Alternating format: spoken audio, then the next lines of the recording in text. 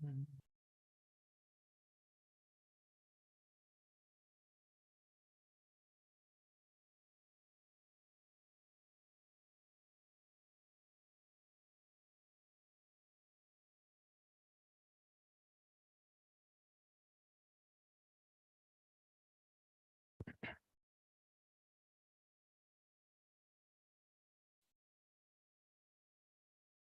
वंदितु सव्व सिद्धे धुवमचलमणोऽवं गतिं पत्ते ओच्छामि समय पाहुड नमो सुद केवली भणिदम्।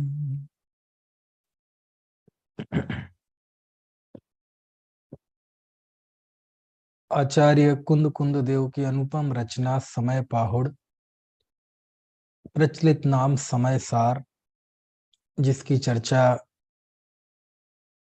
कल 96 गाथा तक हुई थी। आचार्य 96वीं गाथा में कहते हैं, एवं पराणि दब्बाणि अपयम कुणादि मंद बुद्धियो अपाणम अव्यपरम करेदि अण्णाण भावेण। कि मंद बुद्धि अज्ञान भाव से पर द्रव्य को आत्मा करता है, पर द्रव्यों को आत्मा करता है और आत्मा को परद्रव्य करता है ना। और ये सब कैसे होता है? इतना अप्राकृतिक काम अज्ञान भाव से करता है। कुल मिला के ये है कि पर द्रव्य का कर्ता होना ये अज्ञान भाव है, और ऐसे अज्ञानी को आचार्य कहते हैं मंद बुद्धि। इसी पे बात पूरी चल रही थी ना कल आखिरी में, तो एक बार थोड़ा गाथा पढ़ लेते हैं। 96वीं गाथा। एवं पराणि दब्बाणि अपयम कुणदि मंद बुद्धियो अपाणम अव्यपरम करेदि अण्णाण भावेण। मंद बुद्धि कहते हैं आचार्य ऐसे जीव को, है ना। कल आचार्य विद्यानंदी स्वामी का रेफरेंस देते हुए बताया था, यहाँ तो आचार्य अज्ञानी को मंद बुद्धि कहते हैं। विद्यानंदी स्वामी तो कहते हैं कि अज्ञानी के मन है ही नहीं, बुद्धि है ही नहीं। क्यों? क्योंकि उसकी बुद्धि की मोह भाव ने हत्या कर रखी है। क्या मतलब हुआ? कि हत्या कर रखी है, यानी मिथ्यात्व के उदय में, मोह के उदय में ये अरूपी पदार्थ को जानता ही नहीं है। मन का काम, असली काम है अरूपी पदार्थों को जानना। रूपी को तो इंद्रियां भी जान लेती हैं, लेकिन अनिंद्रिय का काम तो अरूपी को विशेष जानना है, लेकिन वह नहीं जानता, है ना। उस अर्थ में तो जिसका जो काम है वो ना करे तो कहते इसका होने से तो नहीं होना अच्छा है। यहां भी आचार्य कहते मंद बुद्धि है ना। ऐसा। चलिए आगे बढ़ते हैं। अब आचार्य 97वीं गाथा में देखो क्या कहते हैं। कुल मिला के अब बात सुनिश्चित हो गई है कि जो आत्मा का कर्ता, आत्मा को कर्ता कहा है वो किस दृष्टि से कहा है ना। और जो इस वास्तविकता को समझ लेता है वह समस्त कर्तृत्व को छोड़ देता है। गाथा पढ़ते हैं 97। चलिए। एदेण दुसो कत्ता आदाड़िक्षय विदुहि परिकहि दो एवं खलु जो जानदि सोमुंचदि सव्वकत्तित्तम। देखो अर्थ देखते हैं। एदेण दुसो कत्ता, एदेण दु मतलब इस तरह, इसीलिए। शोक आदा कत्ता, वह आत्मा करता है ना। निश्चय विदुहि परि कहि दो, निश्चय विदुहि, निश्चय विदुहि मतलब निश्चय नय को जानने वाले, निश्चय नय के जानने वालों के द्वारा परि कहि दो, कहा गया है, बताया गया है। क्या? इस प्रकार आत्मा करता है। यानी अज्ञान भाव से परिणमित जीव करता होता है ना। अज्ञान भाव का इस प्रकार निश्चय को जानने वालों के द्वारा ऐसा बताया गया है। निश्चय को जानने वालों के द्वारा मतलब वास्तव को जानने वाले, वस्तुतः वस्तु के स्वरूप को जानने वाले, ठीक है, वस्तु के स्वभाव को जानने वाले ऐसे जीवों के द्वारा ये बताया गया है कि इस प्रकार आत्मा कर्ता होता है ना। अज्ञान भाव से वह अज्ञान भाव का कर्ता होता है ना। और यदि ज्ञानी है तो ज्ञान भाव का होता है, वो तो आगे चर्चा आएगी ही। तो जो जीव जिस उपयोग रूप परिणमन करता है वह आत्मा उस उपयोग का कर्ता होता है, ऐसा जिन निश्चय के जानने वालों के द्वारा ऐसा कहा गया है। निश्चय विदुहि, निश्चय नय के जानने वालों के द्वारा, निश्चय नय के ज्ञानियों के द्वारा, नय नहीं लिखा लेकिन निश्चय मतलब वास्तविकता, वस्तु स्वरूप को जानने वालों के द्वारा परिकहिदो, ऐसा बताया गया है। क्या बताया गया है? एदेण दूसो कत्ता, इस प्रकार से वह आत्मा कर्ता होता है। ठीक है। एवं, इस प्रकार, खलु जो जानदि, इस प्रकार जो जानता है, सो वह मुंचदि छोड़ता है, सब कर्तृत्वम, सर्वकर्तृत्व। इस प्रकार जो जान लेता है वह जीव सर्व कर्तृत्व को छोड़ता है। यानी वह जीव कर्तापन के, है ना, अज्ञान को, भार को उठाकर उतार कर फेंक देता है, सर्व कर्तृत्व को छोड़ देता है। समझ में आया ना।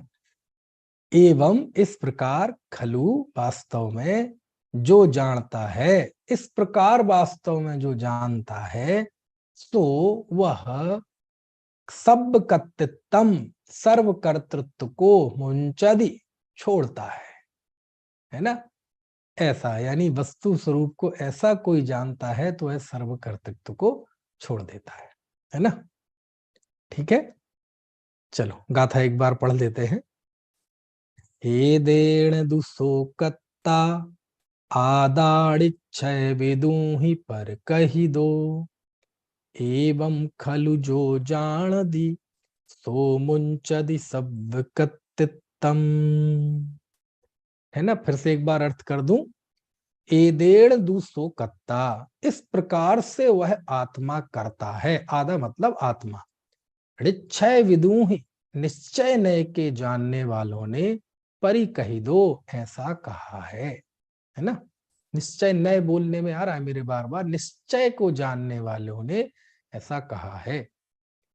एवं खलु जो जानादि, इस प्रकार जो वास्तव में जानता है, सो वह मुंचदि सब कर्तृत्वम, वह सर्व कर्तृत्व को छोड़ता है। ठीक है, इस तरह आचार्य ने यहां जीव को अकर्ता सिद्ध कर दिया कि जीव कर्मों का कर्ता नहीं है। अब आगे इस गाथा की जब टीका अमृतचंद आचार्य लिखते हैं तो अमृतचंद आचार्य थोड़ा आनंद लेते हैं, है ना। तो अपन काफी दिन हो गए मेरे समझ से कोई कलश नहीं पड़ा है। इस गाथा में कुछ कलश आए हैं और इन कलशों को हम सरसरी निगाह से जरूर पढ़ेंगे। आचार्य ने अज्ञान भाव से लिखा था ना कि वह जीव अज्ञान भाव से परद्रव्य का कर्ता बनता है, मंद बुद्धि है। तो आचार्य ने यहाँ कई दृष्टांतों के द्वारा उस अज्ञान भाव को समझाया है ना। देखो कैसा अज्ञान होता है और अज्ञान में कैसे जीव भेद विज्ञान नहीं कर पाता और दुख ही होता है, इसे कलशों में बताते हैं। और 1 2 3 4 5 6 कलश है, बहुत अच्छे कलश, बहुत अच्छे कलश है। देखो पढ़ते हैं, जैसे 57वां कलश है। 57वें कलश को पढ़ते, ज्यादा एक एक शब्द का अर्थ नहीं पढ़ेंगे, बस आज पढ़ने का, आज हम ये 6 कलश पढ़ने का आनंद लेंगे, वांचन का आनंद लेंगे, है ना। ये संस्कृत के पढ़ेंगे, फिर हिंदी के पढ़ेंगे, फिर यही कलश पंडित बनारसी दास जी ने जो इनका भावानुवाद किया वो पढ़ेंगे। ठीक है, 57वां कलश पढ़ते हैं। देखो, ये बसंत तिल का छंद है, ये भक्तांबर वाला। अज्ञानतस्तु सतृणां व्यवहारकारी, ज्ञानं स्वयं किल भवन्नपि रज्यते यः, पीत्वा दधिक्षु मधुराम्लरसातिग्रध्या, गां दोग्धि दुग्धमिव नूनमसौरसालम्। है ना। चलो, अब इसका हम जरा हिंदी पद्यानुवाद पढ़ते हैं। है ना, आपके पास है ज्ञायक भाव प्रबोधनी टीका? यदि है तो देखो, मैं आपको शेयर करे देता हूं, क्योंकि हो सकता है बहुत से लोगों के पास ना हो। देखो, ये है कलश, है ना। अब इस कलश को अपन एक एक शब्द ना देख के सीधा पद्यानुवाद देखते हैं, क्योंकि हमें उसका आनंद लेना है। क्योंकि मैंने आपको बताया था, अमृतचंद स्वामी है, वो ज्ञान जब उन पे बुद्धि हावी होती है तो वो गद्य लिखते हैं, और जब उन पे भाव हृदय हावी होता है तो वो पद्य लिखते हैं। ये उनकी शैली है। और जब भी थोड़ा सा ऐसा लगने लगे कि काफी लंबी बात हो गई है, तो वो बीच में एक आध ऐसा आनंददायी कलश डाल देते हैं कि सच में आनंद आ जाता है। और ये आगे के 6 कलश ऐसे ही कलश हैं जो पूरे प्रकरण के साथ, विषय वस्तु के साथ भी न्याय करते हैं। देखो क्या है इसका अर्थ। नाज सम्मलित घास को ज्यों खावे गजराज, भिन्न स्वाद जाने नहीं, समझे मीठी घास।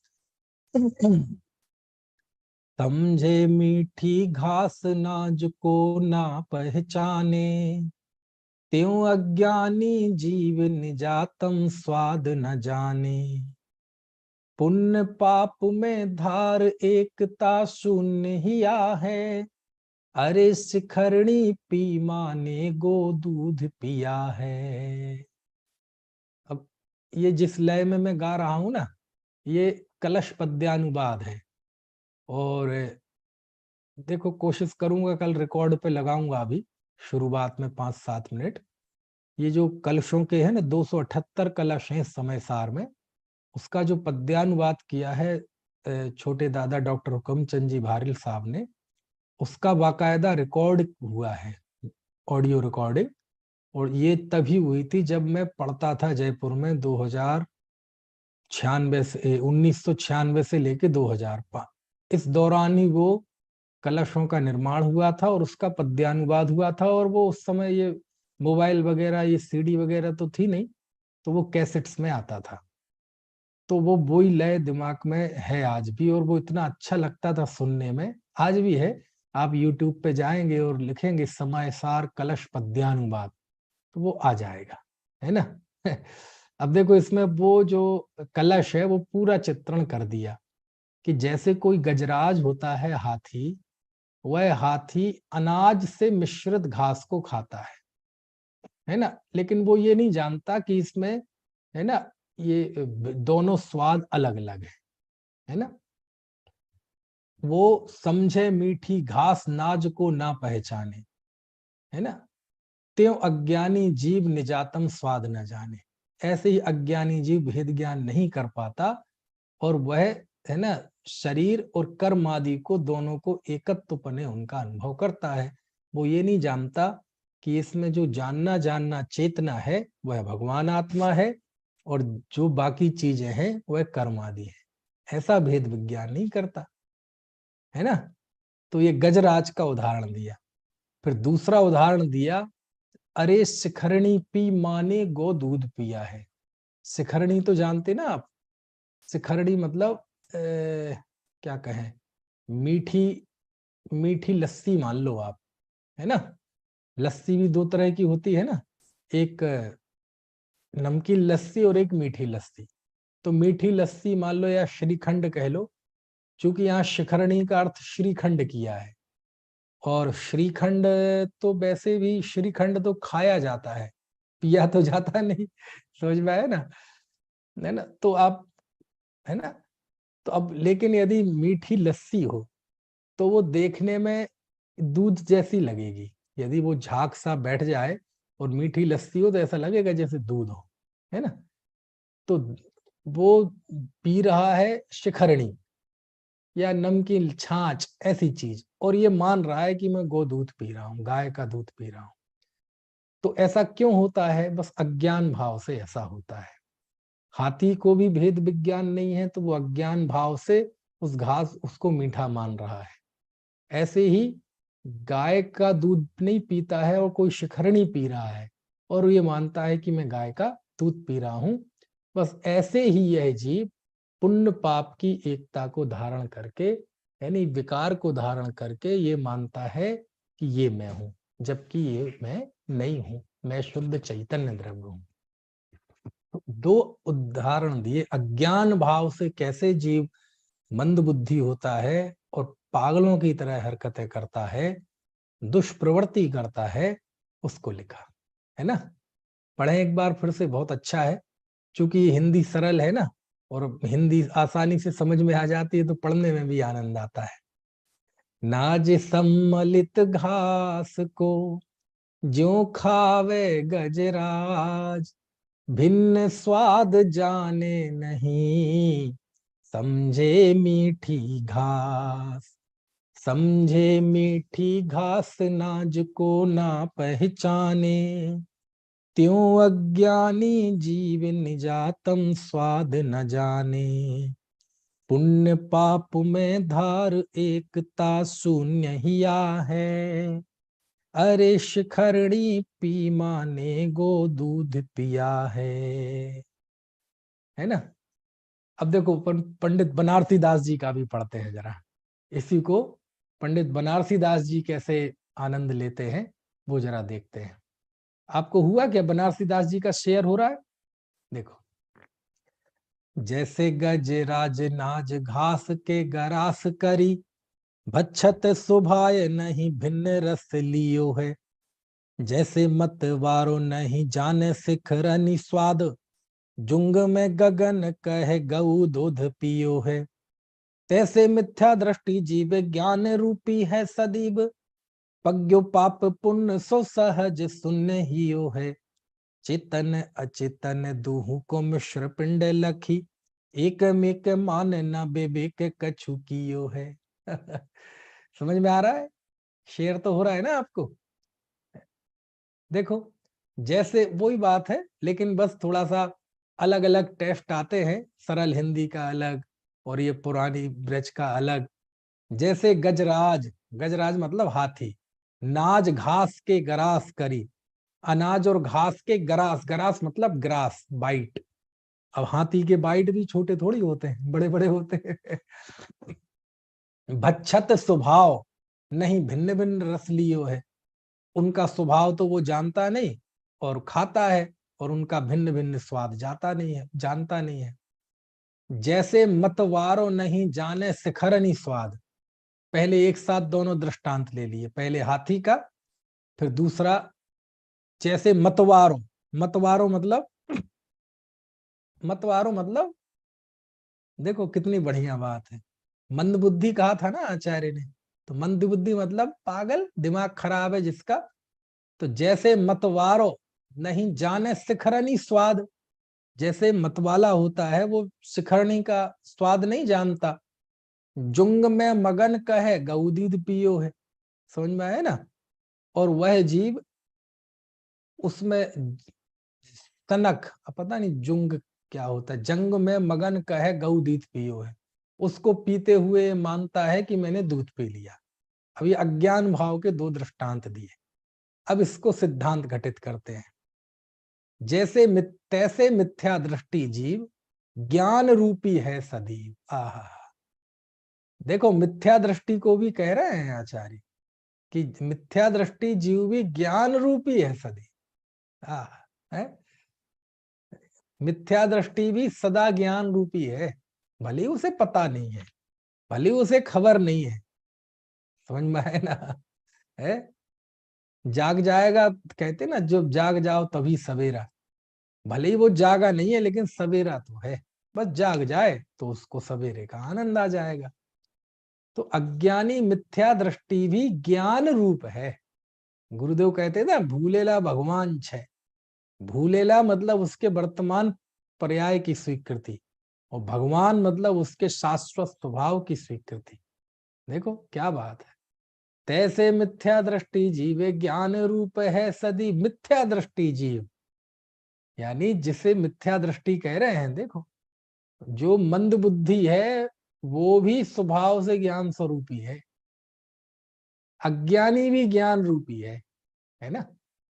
यही होती है। देखो अब ये भी उसी छंद का अनुवाद है कलश का, ये भी उसी कलश का अनुवाद है। अब लेकिन ये बात उसमें नहीं है, ये बात इसमें उन्होंने स्पेशल इफेक्ट डाला है। तैसे मिथ्या दृष्टि जीवे ज्ञान रूप है सदैव, पुण्यो पाप पज्ञो पाप पुण्य सो सहज शून्य ही यो है। पज्ञो जानते हैं कि नहीं? पज्ञो, ये पज्ञो क्या होता है? पज्ञो, पगना यानी होता है, आपने शक्कर पारे खाए हैं कभी? शक्कर पारे पहले घी में ये जो होते हैं आटे के टुकड़े बना बना के घी में पहले तलाएंगे, पकाएंगे, उसके बाद शक्कर की चाशनी बना के उसको उसमें पकाएंगे, पकाने के बाद उसमें पकाएंगे तो उसके अंदर मिठास भर जाती है, तो उसी को बोलते हैं शक्कर पारे। यही काम यदि शक्कर में ना हो तो उसे बोलते नमक पारे। बुंदेली में उसे बोलते हैं क्या? कौन बताएगा? बैठा है कोई बुंदेला? सुनील कांत जी क्या बोलते हैं? उसे खुरमी बोलते हैं। क्या बोलते हैं? खुरमी। समझ में आया? तो उसी को बोलते पगना। छेड़ाला में भी इस तरह का प्रयोग है, पगने का, है ना। देखो, पज्ञो पाप पुण्य सो, वह ऐसा पाप और पुण्य में पगा है वह मिथ्या दृष्टि जीव, एक में एक हो। पगना मतलब जैसे वह शक्कर और वो एक में एक हो जाते हैं, ऐसे यह जीव पुण्य पाप में पगा हुआ है, पगा हुआ है। और जब पगा है तो सहज शून्य ही है ना। शून्य मतलब क्या कहते हैं? बिल्कुल पैदल है, सुनसान, बिल्कुल शून्य है, हियो है, सहज शून्य हियो है। वास्तविकता से, विवेक से बिल्कुल शून्य हो रहा है? चेतन अचेतन दुहू को मिश्र पिंड लखी, है ना। अब ये शरीर है, इसी के अंदर आत्मा है, आसमान जाति पर्याय है, तो दोनों को ये जो मिश्र पिंड देखकर एक में एक माने ना विवेक कछु कियो है ना। दोनों को एक में एक मान रहा है, कोई भी विवेक नहीं कर रहा है ना। ये समझ में आ रहा है छंद कितना है, कितना बढ़िया है। पहली 4 लाइन में 2 दृष्टांत दिए, फिर उसको सिद्धांत पे लागू किया, है ना। और इसमें खास जो बात डाली, क्या डाली? तैसे मिथ्या दृष्टि जीव, है ना। यानी मिथ्या दृष्टि जीव भी ज्ञान स्वरूपी है, सम्यक दृष्टि तो ज्ञान स्वरूपी है ही, मिथ्या दृष्टि जीव भी ज्ञान स्वरूपी है ना। पढ़ते एक बार, बहुत अच्छा छंद है। जैसे गज राज नाज घास के गरास करी, भक्षत शोभाय नहीं भिन्न रस लियो है। जैसे मत वारो नहीं जाने सिखरनी स्वाद, जुंगे में मगन कहे गऊ दूध पियो है। तैसे मिथ्या दृष्टि जीवे ज्ञान रूपी है सदीब, पज्ञो पाप पुण्य सो सहज शून्य हियो है। चेतन अचेतन दूहू को मिश्र पिंड लखी, एक मेक माने ना विवेक कछु कियो है। एक मेक माने ना विवेक कछु कियो है। वाह। है ये जुंग में, मतलब जुंग यानी मस्त है, नशे में एकदम, है ना। चलो इसके बाद देखते हैं जो अगला छंद है आचार्य अमृतचंद स्वामी का, वो अगला छंद हम पढ़ते हैं, बहुत अच्छा है। ये है 58वां छंद और ये शार्दुल विक्रीडित छंद है। इसमें आचार्य फिर से उदाहरण देते हैं, एक हिरण का उदाहरण दिया, एक रस्सी और सर्प का उदाहरण दिया, है ना। ऐसे बहुत अच्छे अच्छे उदाहरण देते हैं। समुद्र का भी उदाहरण है। देखो, पढ़ते हैं, पहले संस्कृत पढ़ते हैं, फिर हिंदी पद्यानुवाद पढ़ते हैं, और फिर पंडित बनारसी दास जी का पढ़ेंगे। अज्ञान अज्ञानान् मृगतृष्णिकां जलधिया धावन्ति पातुं मृगा अज्ञानात्तमसि द्रवन्ति भुजगा ध्यासेन रज्जौ जना अज्ञानाच्च विकल्पचक्रकरणाद्वातोत्तरङ्गाब्धिवत् शुद्ध ज्ञानमया अपि स्वयममी कर्तृभवन्त्याकुला। देखो, पढ़ते हैं। अज्ञान से ही भागते मृगरेत को जलमान कर, अज्ञान से ही डरे तम में रस्सी विषधर मान कर। अज्ञानमय है जीव पर अज्ञान के कारण हो, बातोद्वेलित उदधिवत करता बने आकुलित हो। देखो, पहला दृष्टांत क्या दिया, जैसे मृग होता है। अब आपको पता है, जैसे जब गर्मी के दिन होते हैं तो धूप रेत पर पड़ती है, तो दूर से ऐसा लगता है कि वहां जल है, क्योंकि वो रेत चमकती है। और आजकल भी ये होता है, जैसे आप गाड़ी से जा रहे हैं गर्मी के दिनों में, सड़क पर अच्छी पक्की सड़क है, खास तौर से हाईवे हो, या सड़क अच्छी होनी चाहिए एकदम बढ़िया, हाईवे ना भी हो, तो आप देखेंगे कि दोपहर में जब जाएंगे गाड़ी से आप, तो दूर आपको ऐसा लगेगा जैसे सड़क गीली है, और वो गीली नहीं होती है। वो जब तारकोल के ऊपर सूर्य की किरणें पड़ती हैं तो वह थोड़ा सा नाजुक हो जाता है, चमकीला, और वो चमकता है, तो ऐसा लगता है सड़क गीली है। ऐसा होता है कि नहीं, आप लोगों ने देखा कि नहीं? और जाते हैं तो गीला नहीं होता, और जब वो देखते हैं तो मैं जो वही हिरण याद आता है। है ना वो दृष्टांत, कि ऐसे ही अज्ञान से वो हिरण भागता है, मृग यानी हिरण, उसे लगता है कि वहां पानी है, जबकि वहां कुछ भी नहीं है। तो ये सब क्यों हो रहा है? अज्ञान के कारण। वो भाग रहा है, दुखी हो रहा है ना, अज्ञान की वजह से। इसी को बोलते मृग मारीचिका। तो एक दृष्टांत तो ये दिया, देखो, अज्ञान से ही भागते मृगरेत को जल मान कर। अब दूसरा दृष्टांत, अज्ञान से ही डरे तम में रस्सी विषधर मान कर। कोई अज्ञान के कारण, तम तम मतलब अंधकार में, रस्सी को विषधर मान ले। रस्सी को विषधर मतलब सर्प। रस अंधेरे में रस्सी दिखी और इसे मान लिया कि ये सांप है, तो वो डरता है। अब उस दुख का कारण क्या है, डर का कारण क्या है? अज्ञान। मृग की भाग दौड़ का कारण क्या है? अज्ञान। यानी देखो, आचार्य देव अज्ञान पे कितनी चोट करते हैं। अमृतचंद आचार्य को और तसल्ली नहीं हो रही, वो और चोट करते हैं, और अज्ञान को उभारते हैं। अज्ञान को उभारने के लिए कलश पे कलश, और कलश में दृष्टांत पे दृष्टांत।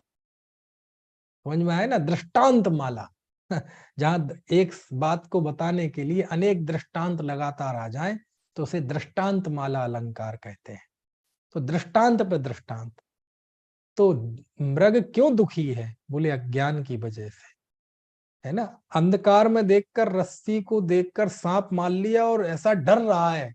क्यों डर रहा है? अज्ञान की वजह से। और हमारे यहाँ का तो एक केस ऐसा है, सुनते हैं कि एक बार क्या हुआ कि रात में किसान था खेत में, तो वो रस्सी, वो लकड़ियां बांध रहा था, तो उसने रस्सी से लकड़ी बांध दी। और जब उसने सुबह देखा कि वो लकड़ियों जिस रस्सी से बंधे हैं वो रस्सी नहीं थी, वो सांप था। सांप मरा हुआ था, तो उसने सांप से बांध दी थी। अंधेरे में उसे समझ में नहीं आया। तो वो देख के उसका हार्ट फेल हो गया, उसी समय मर गया। समझ में आया ना? यानी आप देखो क्या स्थिति है। समझ में आया? यानी ऐसी ऐसी स्थिति बनती है जीव के साथ है। ज्ञानमय है जीव पर अज्ञान के कारण हो। यद्यपि जीव ज्ञानमय है, बनारसीदास जी तो कह रहे थे मिथ्या दृष्टि जीव भी ज्ञानमय है। यहाँ कह रहे जीव ज्ञानमय है, सभी जीव ज्ञानमय है। ये जो अज्ञान से भाग रहे हैं, रस्सी को सांप समझकर, मृग रेत को पानी समझकर, ये जो भाग रहा है अज्ञानी, ये अज्ञानी जीव भी ज्ञानमय है।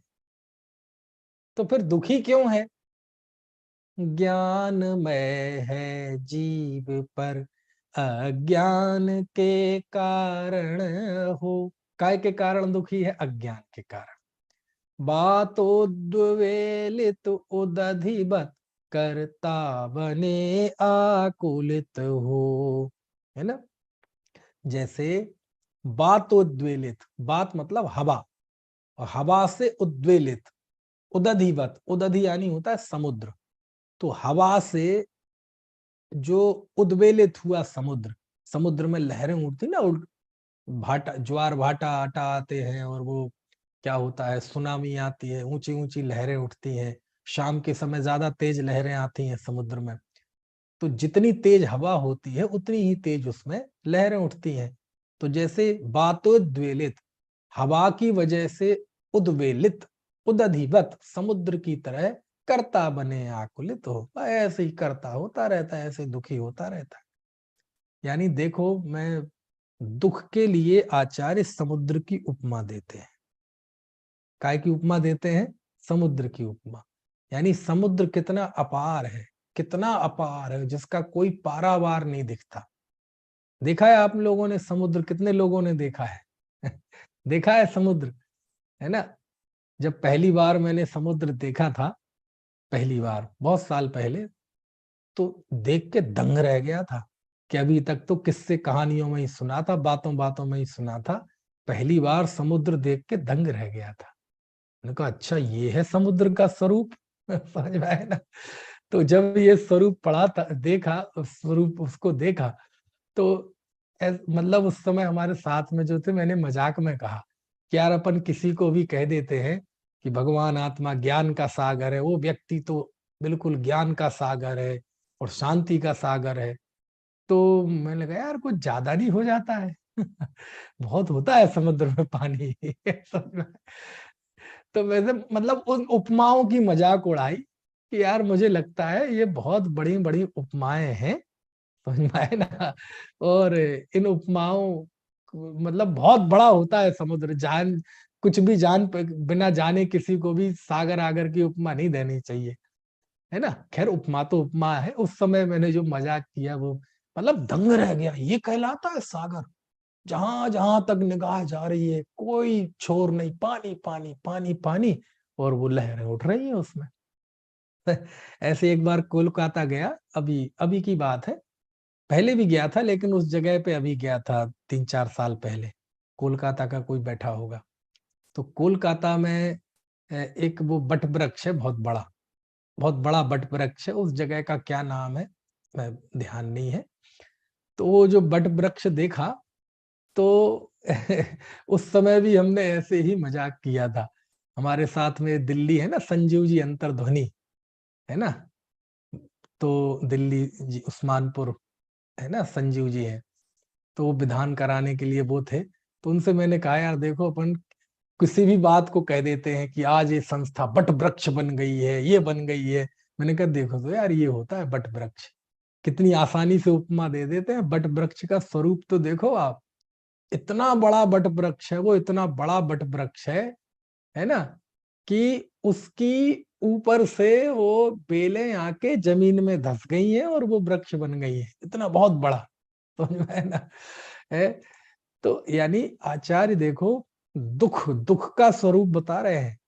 यानी कर्तापन कितना खतरनाक है, कितना अनिष्ट है, कितना भयंकर है, कि उस दुख की मतलब क्या बताएं, डिग्री बताने के लिए कि कर्तृत्व का दुख कितना भयंकर होता है, अज्ञान से उत्पन्न हुआ दुख कितना भयंकर होता है।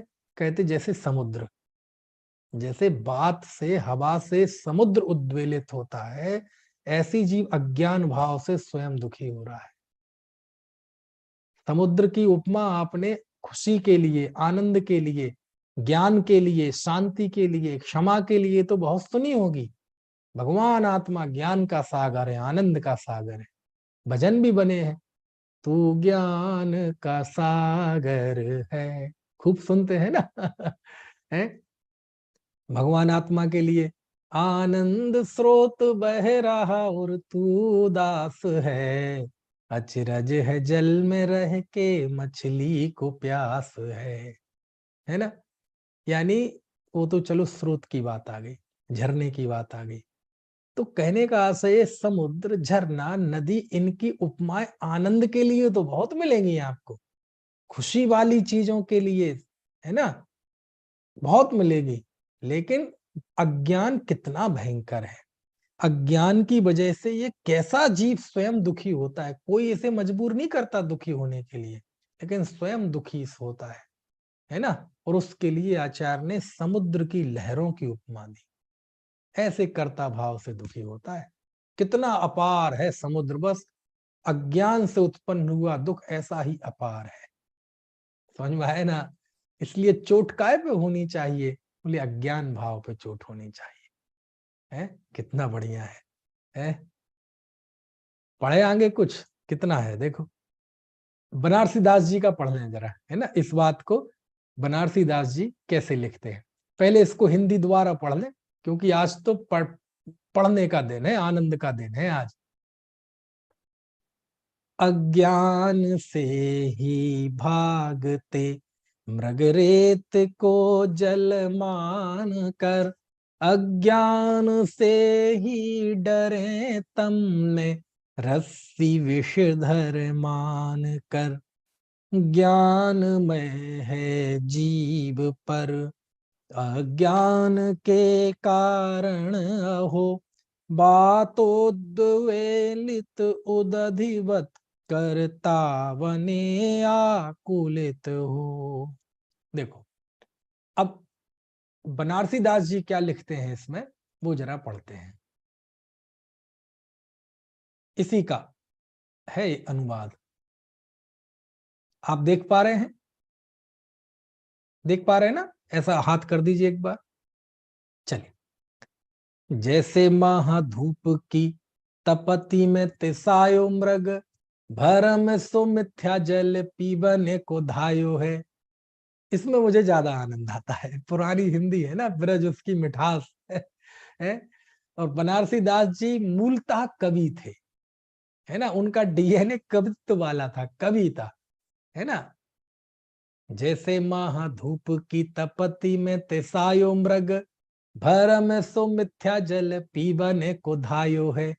जैसे अंधकार माही जेवेरी ने रखी नर, भरम सो डर पीसर पे मानी आयो है। अपने स्वभाव जैसे सागर सुथिर सदा, पवन संजोग सो उछरी अकुल आयो है।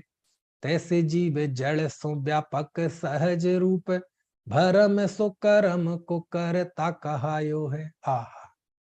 जैसे है, दो उदाहरण फिर से दे दिए, दो लाइन में, दो ऊपर की चार पंक्तियों में दो उदाहरण, है ना। जैसे महाधूप की तपति में तिसायो मृग, धूप की तपति मतलब धूप से जब वह गर्मी से जब वो प्यासा हो जाता है, तिसायो मतलब प्यासा हुआ, त्रषाय, त्रषा से तिसायो।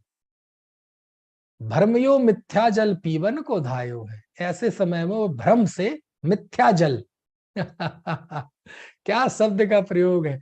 आपने मिथ्या दर्शन सुना होगा, मिथ्या ज्ञान सुना होगा, मिथ्या चारित्र सुना होगा, कभी मिथ्या जल सुना है?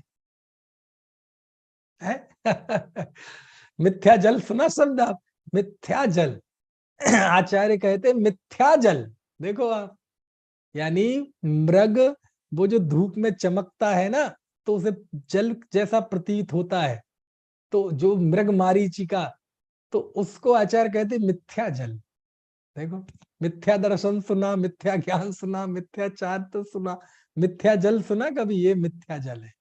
भ्रम से मान लिया ना कि वो जल है, इसलिए मिथ्या जल। भ्रम से मिथ्या जल पीवन को धायो है, पीने के लिए धायो, धायो मतलब दौड़ता है। दूसरा दृष्टांत, जैसे अंधकार माही जेबरी, जेबरी मतलब रस्सी, जैसे अंधकार में रस्सी को निरखी नर, देख कर कोई नर, निरखी मतलब देख कर, भ्रम सो, भ्रम से अज्ञान से, डरपी डर जाता है, सर्प मानी आयो है, सर्प मतलब सर्प, सांप, स्नेक मानी आयो है, भ्रम से डर जाता है ना। अब देखो दृष्टांत को सिद्धांत बताते हैं। अपने स्वभाव जैसे सागर सुथिर सदा, अपना स्वभाव कैसा है? जैसे स्थिर सागर, जैसे सागर शांत दशा में हो, वो आत्मा का स्वभाव है। अपने स्वभाव जैसे सागर सुथिर सदा, सागर है ना, आत्मा शांति का सागर है ना, ज्ञान का सागर है, लेकिन कैसा सागर? जिस सागर में स्थिरता हो, गंभीरता हो। पवन संयोग सो उछर यकलायो है, लेकिन हवा के संयोग से वह उछाले भरता है, आकुलित होता है। तैसे जीव जड़ सो अव्यापक सहज रूप, उसी प्रकार जीव जड़ से, अचेतन से अव्यापक, यानी उसमें व्याप्त नहीं होता, कर्म में, शरीर में व्याप्त नहीं होता, सहज रूप। भ्रम सो कर्म को करता कहा, लेकिन भ्रम से वह जीव कर्ता, कर्म का कर्ता होता है और दुखी होता है। चलो, अब आगे अगला छंद है 59वां, 59वां कलश पढ़ते हैं। अभी आचार्य को तसल्ली नहीं हो रही, अभी और दृष्टांत के द्वारा, अब दृष्टांत के द्वारा वो ये बताएंगे कि ये तो ज्ञान का काम हो गया, अब आचार्य अज्ञान का काम हो गया, अब आचार्य विवेक का काम बताएंगे कि जब कोई विवेकवान होता है तो उसकी क्या स्थिति बनती है। देखो, वसंतली का छंद 59वां पढ़ें जरा। ज्ञानाद्विवेचकतया तु परात्मनोर्यो, जानाति हंस इव वाह्पयसोर्विशेषम्, चैतन्य धातुमचलं स सदाधिरूढो, जानीत एव हि करोति न किंचनापि। देखो, दूध जल में भेद जाने, ज्ञान से बस हंस ज्यों, सद ज्ञान से अपना पराया, भेद जाने जीव त्यों। पहले छंदों में अज्ञान की बात थी, अब यहाँ किसकी बात आ रही है? ज्ञान की बात आ रही है। ऊपर मिथ्या जल की बात थी, काहे की बात थी? मिथ्या जल की। समझ में आया ना? अब ये सम्यक नीर की बात है। देखो, वो दृष्टांत आ गया हंस वाला, दूध जल में भेद जाने, ज्ञान से बस हंस ज्यों, ये दृष्टांत है ना। जैसे हंस ज्ञान से, अपने विवेक से दूध और जल को भिन्न जानता है, त्यों ही सद ज्ञान से अपना पराया, भेद जाने जीव त्यों। उसी तरह जीव सम्यक ज्ञान के द्वारा, ज्ञान का आरा, ज्ञान का आरा चला। अभी मोक्ष अधिकार में आचार्यों से प्रज्ञा छेनी कहते हैं। सम्यक ज्ञान के द्वारा अपने और पराये के भेद को जानता है, और जब जानता है तो क्या करता है? अरे बस इसी का, तो जब जानता है तो जानता ही है, करता कुछ नहीं है। जानता तो है सभी, करता नहीं कुछ आत्मा, चैतन्य में आरूढ़ नित ही यह अचल परमात्मा है। कितना आनंद है?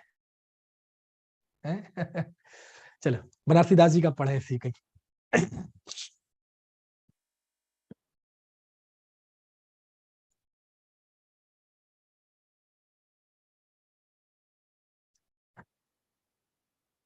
जैसे राजहंस के बदन के सपरसत, सपरसत मतलब स्पर्श करते ही, जैसे राजहंस के बदन, अब यह बदन शब्द आया है, राजहंस मतलब हंस का बदन, वैसे तो कहते हैं वो चोंच है ना, कि वो उसकी जो चोंच होती है वो दूध में जाते ही वो दूध पानी अलग अलग हो जाता है, तो वो भी बदन का ही हिस्सा है उसके, है ना। जैसे राजहंस के बदन के सपरसत, देखिए प्रगट न्यारो छीर न्यारो नीर है। बहुत प्रसिद्ध छंद है ये, बहुत अच्छा छंद। तैसे समिकित की सुदृष्टि में सहज रूप, न्यारो जीव न्यारो कर्म न्यारो ही शरीर है। जब शुद्ध चेतन को अनुभव अभ्यास तब, भास आपू अचल न दूजो और सिर है। पूरब कर्म उदय आई के दिखाई दे, करता ना हो तिन्ह को तमास गिर है। कितना बढ़िया, देखो तो आहा। जैसे राजहंस के बदन के सपरसत, देखिए प्रगट न्यारो छीर न्यारो नीर है। छीर मतलब दूध और नीर मतलब पानी, और न्यारो न्यारो मतलब दूध अलग और पानी अलग। देखिए प्रगट, स्पष्ट प्रगट प्रत्यक्ष तौर पे दूध और पानी, पानी को न्यारा आप देख सकते हैं। और उसी तरह तैसे समकित की सुदृष्टि में सहज रूप, उसी प्रकार सम्यक दृष्टि जीव की, है ना, सम्यक दृष्टि की, सम्यक दृष्टि में, समकिति जीव की सम्यक दृष्टि में सहज रूप न्यारो जीव, न्यारो कर्म न्यारो ही शरीर है। सहज रूप से ही शरीर न्यारा है और जीव न्यारा है, और कर्म भी जीव से न्यारा है, ऐसा भेद देखता है। जब शुद्ध चेतन को अनुभव अभ्यास है तब, जब ऐसे शुद्ध चेतन के अनुभव का अभ्यास होता है तब, भासे आपू अचल ना दूजो और सिर है ना। भासु, भासे, भासे मतलब ऐसा ज्ञान होता है, ऐसा अनुभव होता है। आपू अचल, आत्मा ही अचल है, ऐसा बोध होता है ना। जब हम अभ्यास करते हैं शुद्ध चेतना के अनुभव का, तब हमें इस बात का एहसास होता है कि मैं ही अचल हूं, मैं ही शाश्वत तत्व हूं, ना दूजो और सिर है, दूसरा कोई साथी नहीं है। सिर मतलब साथी, है ना। और बाकी ये जो शरीर आदि की अवस्थाएं दिखाई दे रही हैं, संयोग वियोग हर्ष विषाद आदि, उसके लिए देखो क्या लिखा है, क्या लिखा है। पूरब कर्म उदय आई के दिखाई दे, ये तो पूर्व कर्म के उदय से ये नाना अवस्थाएं बनती हैं, हर्ष विषाद संयोग वियोग बीमारी स्वास्थ्य आदि। करता ना होए, उनका वह जीव करता नहीं होता सम्यक दृष्टि, तिन्ह को, उनको तमासगीर है। तमासगीर मतलब बस तमाशा देखने वाला है, प्रेक्षक है, ज्ञाता दृष्टा भाव से देखने वाला है, करने वाला नहीं है।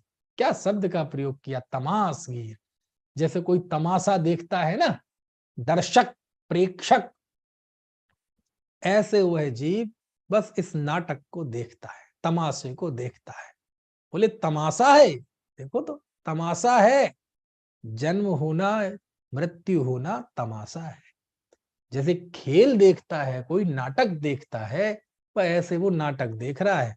देखो ये बीमारी हो गई, देखो ये ठीक हो गई, देखो पाप का उदय था तो सब प्रशंसा करते थे, देखो उदय बदल गया तो सब निंदा करने लगे, देखो देखो फिर से उदय बदला फिर से तारीफ करने लगे, देखो देखो फिर से उदय बदला फिर से लोग बुराई करने लगे, देखो देखो उदय बदला नुकसान होने लगा, देखो देखो उदय बदला फिर से फायदा होने लगा व्यापार में। नाटक है बोले, समझ में आए ना। हम लोग 4 भाई हैं, मैं सबसे छोटा हूँ। तो हमारे जो सबसे बड़े भाई हैं, रहली में रहते हैं, मध्य प्रदेश में, सागर का एक कस्बा है। तो वो कहते थे, वो उन्होंने कहा था एक बार, मुझे ध्यान है बहुत अच्छा, ऐसे ही बोले, मनीष, पुण्य पाप का तो इतना प्रत्यक्ष दिखता है, पुण्य पाप के उदय की विचित्रता। उनकी कपड़े की दुकान है। बोले, जब पुण्य का उदय हो ना, तो दुकान में चूहे घूमते रहते हैं, धमा चौकड़ी मचाते हैं, लेकिन एक कपड़ा नहीं कुतरते। और जब पाप का उदय होता है तो चूहों के लिए ही नहीं कमा पाते। बोले क्यों? दिन में 2-4 कपड़े कुतर दिए, लो पूरे दिन भर की कमाई खत्म। और ज्यादा कुतर दिए तो नुकसान ही नुकसान, फायदा तो दूर की बात। बोले चूहे भी वही है, दुकान भी वही है, माल भी वही है, मैं भी वही हूँ, सब वही है। बोले पाप पुण्य के उदय में वो घूमेंगे खूब, लेकिन नुकसान नहीं करेंगे। और पाप के उदय में इतना नुकसान करेंगे कि उनके नुकसान की भरपाई नहीं हो पाएगी। समझ में आया ना? है, पूरब करम उदयाई के दिखाई दे, करत ना होए, उनका करता नहीं होता, तिनको तमाशगीर है।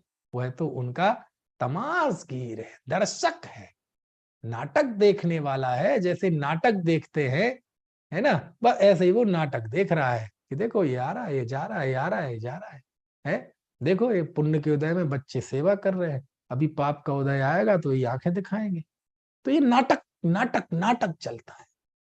समझ में आया ना? क्या बढ़िया छंद है।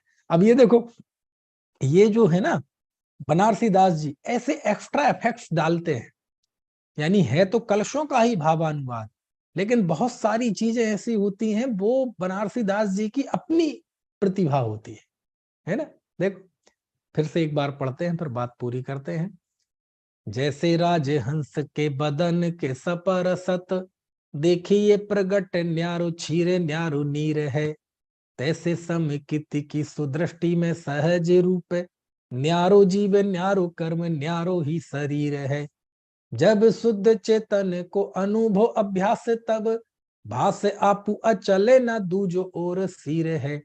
पूरब कर्म उदय आई के दिखाई दे, कर तना होए तिन्ह को तमास गिर है? चलो बहुत अच्छा है। तो आज तो अपन ने पाठ पाठ ही किया, और मुझे तो बहुत आनंद आया पाठ में, है ना। अभी अभी ये जो छंद हुए हैं ना, अभी ये पूरे नहीं पढ़े हैं, और पढ़ेंगे कल, पूरे 6 छंद पढ़ेंगे। क्योंकि ये जो बहुत प्रसिद्ध कलश है ना, और बहुत बोलने में आता है, आत्मा ज्ञानम स्वयं ज्ञानम ज्ञानात, ये भी यही है। ये जो हम कलश है ना, 6 पढ़ने वाले हैं, तो ये भी 62वां कलश है। इसी गाथा की टीका में एक कलश आया है जो हम पढ़ रहे हैं। समझ में आया? तो कल पढ़ेंगे। आज हमने कितने पढ़ लिए? 3 के, सोच तो रहे थे 6 के 6 कलश पढ़ेंगे, आज 3 पढ़ लिए। अब बाकी के 3 कलश जरूर पढ़ेंगे। बहुत अच्छे कलश है, बहुत आनंददायी है। मैं संस्कृत से भी एक एक शब्द का अर्थ करके बताता, लेकिन फिर वो क्या है, एक दिन में एक ही कलश हो पाता, और हमें पहुंचना है गाथाओं पर। गाथाओं से हमें बिल्कुल ट्रैक नहीं हटाना है, वो हमारा ट्रैक पक्का है। तो बीच में थोड़ा, चूंकि बनारसी दास जी, पंडित अपने आचार्य अमृत चंद देव आनंद लेते हैं जरा, अज्ञान को खड़ा करते हैं, फिर ज्ञान को खड़ा करते हैं। तो बनारसी दास जी तो और भी इसी टेस्ट के हैं वो। समझ में आए ना? तो जब इतना आनंद मिलता है तो अपन क्यों पीछे रहो, अपन भी पढ़ो, इनको पढ़ के आनंद लो, पढ़ने का आनंद लो। एक एक शब्द में नहीं फंसे अभी कि ये मात्रा, ये धातु, ये प्रथमा, ये तृतीया, ये चतुर्थी। अभी तो वो जो एक फ्लो है काव्य का आनंद तब है जब उसमें बुद्धि ना लगाना पड़े। एक्स्ट्रा बुद्धि, बुद्धि तो सब जगह लगानी पड़ती है, अटके नहीं, बस पढ़ते जाएं और समझ में आता जाए, तब कविता का मजा है ना। चलो, बाकी की चर्चा कल करें। किसी को अभी कुछ पूछना हो तो पूछ लो, मैं आपको अनम्यूट करे देता हूं। और कुछ कहना हो तो, कोई बात ऐसी ख्याल में आई हो, है ना, नहीं तो फिर बात पूरी करते। वैसे जी साहब। संस्कृत में, हाँ हाँ बताइए। जी साहब, ये बनारसी दास के छंद है वो कहाँ मिलेंगे? नाटक समय सार। ओ जी हाँ, बहुत बहुत आभार। नाटक समय सार में है और बहुत अच्छा है, जी पढ़ना जी चाहिए। जी, बहुत बहुत आभार। हाँ, ये सब चीजें हैं, नाटक समय सार है, पद्यानुवाद है। ये तो जो लोग दुकान पे बैठते हैं उन्हें दुकान पे रखना चाहिए शास्त्र, अच्छे पाठ, है ना, आए हैं उन्हें अपने रखना चाहिए, जैसी सुविधा हो, और पढ़ना चाहिए आनंद के साथ, है ना। चलिए, भाई सब संस्कृत में समुद्र का क्या मतलब, किसका अर्थ है समुद्र संस्कृत की लाइन में? कौन सा है? 58 वाली, जैसे हिंदी में है ना अब्धि उदधि। अब्धि लिखा ना, अब्धिवत, तीसरी लाइन में लिखा ना, तरंगाब्धिवत। अब्धि, अब्धि मतलब होता है समुद्र, है ना। जी जी जी। चलिए, अनंत धर्मणस्तत्त्वं पश्यन्ति प्रत्यगात्मनः, अनेकान्तमयी मूर्तिर्नित्यमेव प्रकाशिताम्।